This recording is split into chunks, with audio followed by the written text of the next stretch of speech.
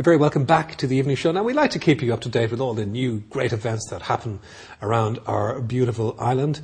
And this is a very special one indeed. It's rather different. And tonight we have Amit Wadhwa to tell us about the upcoming Festival of Light. You're very welcome along, Amit. Hi, Jimmy. Now, tell us about this festival. Obviously, it has Indian connotations. Tell us what those links are. Yeah, Diwali, or Deepavali as it's known, or Festival of Lights, it's the biggest Indian festival. There's 700 million Hindus in India who celebrate this. Of course, all of India joins in, so there's 1 billion people celebrating it.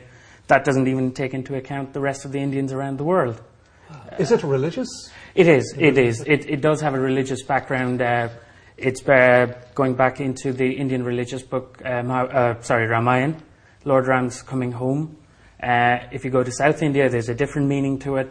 There are different stories attached to it, but at the end of the day, it's a celebration of the victory of good over evil. Right, and where does the light aspect come into it? So it's celebrated on a new moon day, so there's no moon in the sky, and there's literally rows of lights, rows of little earthen candles lit, and that's where the row of lights, or Deepavali, comes into it. Okay, so what would we expect if we were in India when the Festival of Light is on? What would we expect there? So we've all celebrated Christmas. What we'd expect in India is huge crowds, and compared to Ireland, you can multiply the numbers, add a couple of zeros at the end.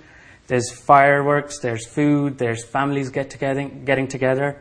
So it's really a family festival where they celebrate the victory of good over evil. Okay, so the victory of good over evil will be celebrated in Ireland. Is this the first time?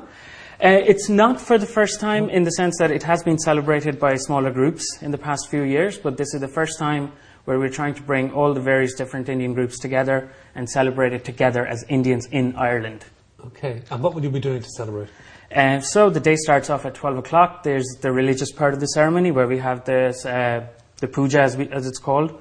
And there's in Hindi it's called puja and kirtan, where there's religious songs being sung. There's a couple of religious organizations involved in that. And then after that, there's a whole array of cultural programs which will depict the cultures from various different areas of India. It's not just concentrated on Bollywood, because everybody knows that. There is a part of Bollywood in there, exactly.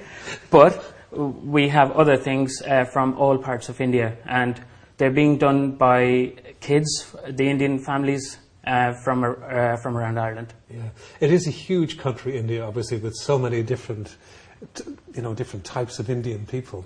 And when they meet here, I mean, are they all on friendly terms? Yeah.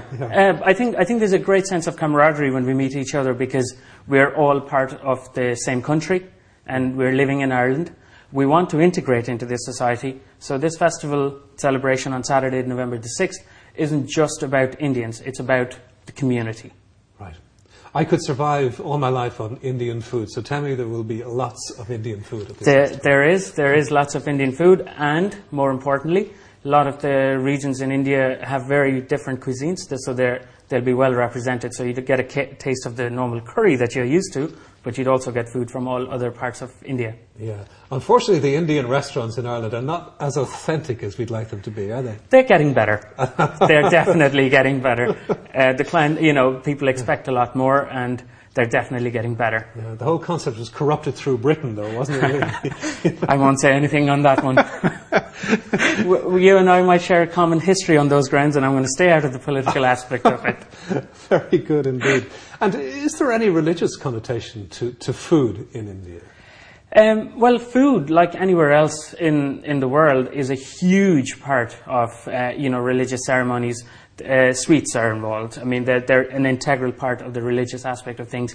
In fact, like there's communion in a church, in a Catholic church, you would have sweets being handed out after a religious ceremony, and that's a real significance there. So sweets are involved. And then after that, traditionally, the family would get together, sit in the kitchen, do the religious ceremony at home as well, and then sit down together and eat together as a family unit before going on to the crazy fireworks. Right.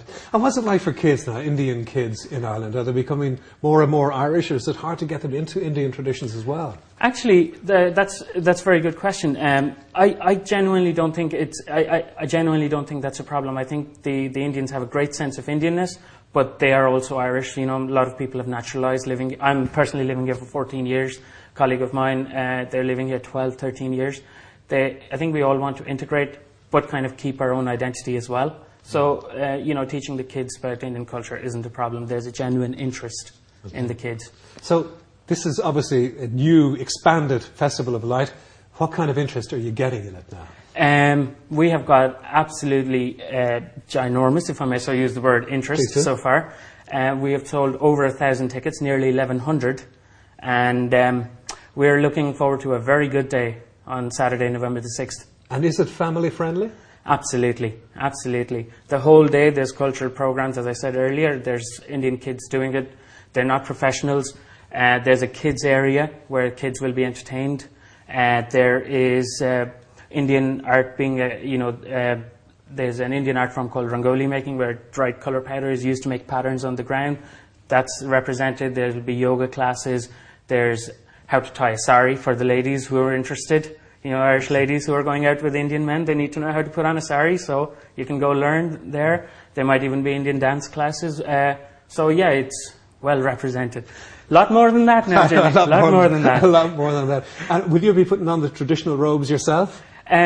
No, I have the job of the security and crowd management, so I'll be wearing a high-vis jacket. They'll all be so laid back, there's no need for security. Well, over the last 14 years, I've noticed that we share this kind of common thing about laid-back attitude to things between Ireland and India, among other things. So, it could be relaxed. Great stuff. So it's on the 6th of November, and how long does it last for? It starts off at 12 o'clock and ends with the spectacular fireworks display at 7:15. 7:30. 7:30. Sounds great.